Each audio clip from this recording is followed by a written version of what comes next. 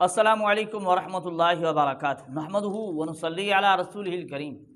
नाज़रीन किराम, जब हम गैर मुक़ल्लिदीन का रद्द करते हैं और गैर मुक़ल्लिदीन का आपस में इख्तलाफ बताते हैं कि देखें भाई गैर मुक़ल्लिदीन आपस में इख्तलाफ कर रहे हैं, कुरान व हदीस की बात करने वाले, कुरान व हदीस का दावा करने वाले, अपने आप को हक़ कहलाने वाले, और कहते हैं अइम्मा मुज्तहिदीन के मुतालिक कहते हैं देखें जी भाई उनके अंदर ये मसाइल हैं, ये इख्तलाफात हैं, इनका आपस में इख्तलाफ ये है। हम जब ये बताते हैं तो साथ साथ एक बात ये बनती है कि भाई आप गैर मुक़ल्लिदीन का इख्तलाफ तो बताते हो, लेकिन देवबंदियों के अंदर उलमाए देवबंद, उलमाए अहल सुन्नत वल जमात, उलमाए अहनाफ के अंदर जो इख्तलाफात हैं, उनके मुफ्तियान किराम का आपस में इख्तलाफ है, उनका क्या करोगे? सिर्फ गैर मुक़ल्लिदीन ही का इख्तलाफ नहीं है, उलमाए देवबंद का आपस में इख्तलाफ है। देखें, इसके सिलसिले में आप एक बात याद रखें, हम तो भाई अइम्माए मुज्तहिदीन के इख्तलाफ के बावजूद अइम्माए मुज्तहिदीन को हक़ पर समझते हैं। गैर मुक़ल्लिद तो इस तरह नहीं करते। हम अइम्माए मुज्तहिदीन के इख्तलाफ के बावजूद चारों अइम्मा को हक़ पर समझते हैं। अब बात यहाँ फिर एक और बनती है, वो ये कि देखें भाई अइम्माए मुज्तहिदीन का मज़हब व मसलक अलग है ना। एक इमाम दूसरे मसलक का है, एक इमाम दूसरे मज़हब का है, दूसरा दूसरे का है, लेकिन आपके एक ही मसलक के हैं, उनका मज़हब व मसलक एक है। वो आपस में इख्तलाफ कर रहे हैं और बड़े बड़े मुफ्ती हैं, बहुत बड़े मुफ्ती हैं, मशहूर मुफ्ती हैं, उनका ऐसा आपस में इख्तलाफ हो जाता है, एक किसी चीज़ को हराम कह रहा है, दूसरा उसी चीज़ की इजाज़त दे रहा होता है। अभी ऐसा मसला अवाम के सामने जब आता है तो अवाम के लिए कितना परेशानी का सबब बनता है। अवाम बेचारी कहाँ जाए, जनाब कौन से मुफ्ती साहब को माने? उलमाए देवबंद के मुफ्ती हैं, उलमाए देवबंद के मुफ्तियान किराम इस तरह की बातें करें और उनका इस तरह सख्त इख्तलाफ हो तो अवाम बेचारी वाक़ई बेचार परेशान हो जाएंगे। भाई कहाँ जाएं, किसकी माने? तो नाज़रीन, आज हम आपकी खिदमत में बिल्कुल इस तरह का ही इख्तलाफ उलमाए देवबंद के मुफ्तियान किराम, 3 मुफ्ती हैं, बड़े नाम वाले मुफ्ती, उनका इख्तलाफ आपको बताते हैं आपस में और इंशाअल्लाह उसका हल भी बताते हैं। बात अगर हम समझने की कोशिश करेंगे तो बात समझ में आ जाएगी। नाज़रीन, तरावी के मुतालिक मसला है एक, उसमें मुफ्तियान किराम 3 मुफ्ती हैं, उलमाए देवबंद के 3 मुफ्ती और मशहूर मुफ्ती हैं, बड़े बड़े मशहूर मुफ्ती हैं, उनका आपस में इख्तलाफ है, सख्त इख्तलाफ है। अब उनका हल क्या है? बात किसकी माने, किसको दुरुस्त माने, किसको गलत माने? भाई माननी तो एक की बात माननी पड़ेगी ना। अब जब हराम का मसला है, एक हराम कह रहा है, दूसरा इजाज़त दे रहा है, तो भाई कहीं ऐसा ना हो कि हम किसी की बात मानकर हराम में मुब्तला ना हो जाए। मसला तो बनता है, आवाम बेचारी तो परेशान है, इससे कोई पता ही नहीं लग रहा। चलो, इख्तलाफ क्या है? इख्तलाफ के सिलसिले में पहले हम आपको सुनाते हैं मुफ्ती मंजूर मेंगल साहब। मुफ्ती मंजूर मेंगल साहब भी बड़े मशहूर, आपने सुना होगा। वो किस चीज़ में इख्तलाफ बता रहे हैं, किस चीज़ की बात कर रहे हैं, ज़रा उसे सुन लीजिए, फिर हम दूसरे मुफ्ती की तरफ चलते हैं कि वो क्या कह रहे हैं। इसलिए कहते हैं कि भाई हाफिज़ साहब उजरत नहीं ले सकता, वला तश्तरू भी आयाती समन कलीला। समझे? हनफिया ने इसी से कहा कि उजरत अल ताआत, ताआत पर उजरत लेना ही नाजायज़ है। अब हमारे पास बुज़ुर्ग कहते हैं कि जी हाफिज़ को थोड़ा पैसा ना दो, ज़्यादा दे दो, ला तश्तरू भी आयाती समन कलीला। इतने बड़े लोग। अब नाज़रीन किराम, मंजूर मेंगल साहब, मुफ्ती मंजूर मेंगल साहब की आपने बात सुनी। मुफ्ती मंजूर मेंगल साहब की गुफ्तगू से वाज़ेह पता ये चल रहा कि भाई तरावी पर उजरत लेना बिल्कुल जायज़ नहीं है।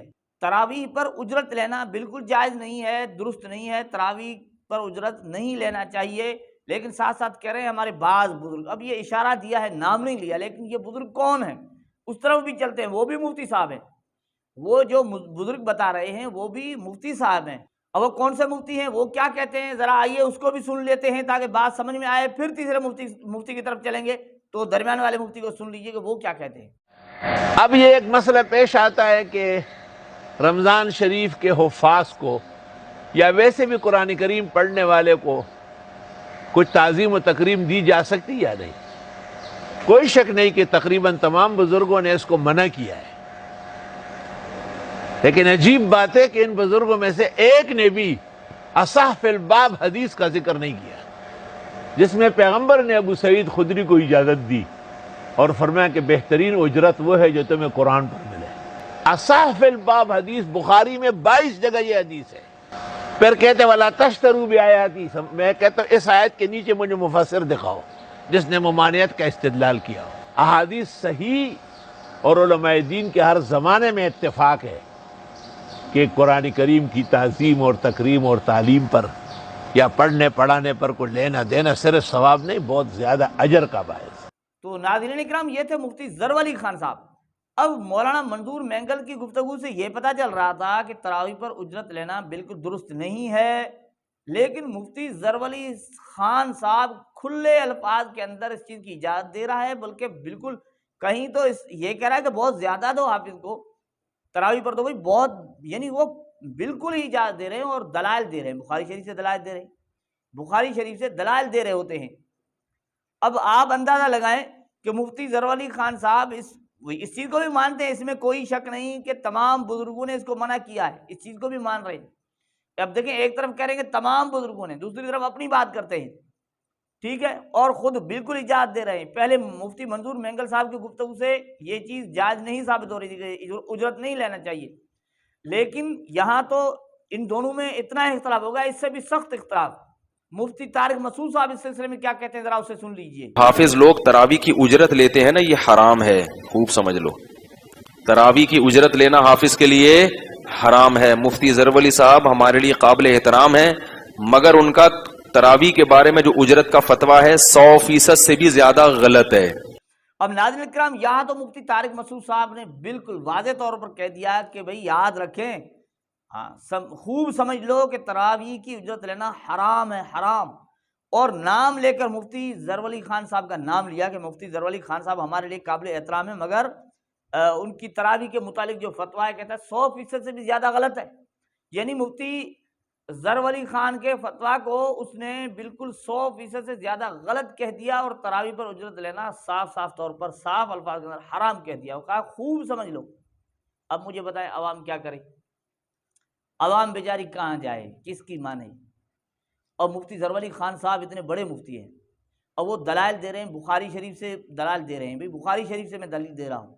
دوسری طرف مفتی منظور مینگل صاحب کی گفتگو سے بھی منع ثابت ہو رہا ہے، ناجائز سمجھ میں آ رہا ہے۔ لیکن مفتی طارق مسعود بھی اتنے بڑے مشہور مفتی ہیں، بڑا نام ہے ان کا، بہت ہی مشہور ہے، بہت سارے لوگ اسے سنتے ہیں، وہ کہتے ہیں بالکل حرام ہے۔ اب مجھے بتائیں، اب رمضان المبارک کا یعنی مہینہ قریب ہے، اب حفاظ کرام تراویح پڑھائیں گے، کیا کریں، کس کی مانے؟